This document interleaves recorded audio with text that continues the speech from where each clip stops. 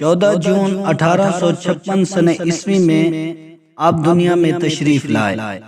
آپ کا نام مبارک محمد اور دادا نے احمد رضا کہہ کر پکارا اور اعلیٰ حضرت آپ احمد رضا کے نام سے بہت مشہور ہوئے۔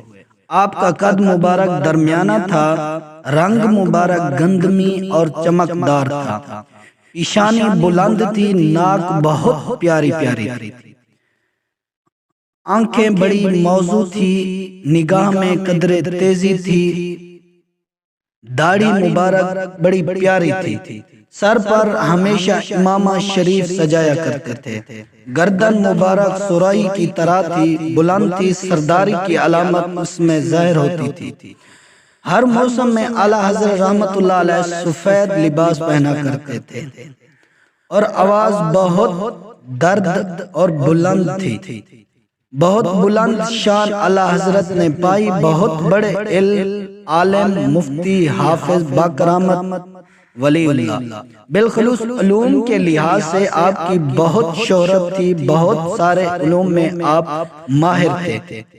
میں برکت کے لیے 26 علوم کا آپ کو نام بتاتا چلوں: علم قرآن، علم حدیث، قرات، تفجید، تفسیر، تخریج، فقہ، علم کلام، علم عقائد، علم بیان، علم معنی، علم مناظرہ، فتاوی نوسیہ، سیرت نگاری، فلسفہ، منطق، تنقیدات، فضائل و مناقب، ادب، شاعری، نثر نگاری، حاشیہ نگاری، اسماء الرجال، علم و اخلاق اور روحانیت اور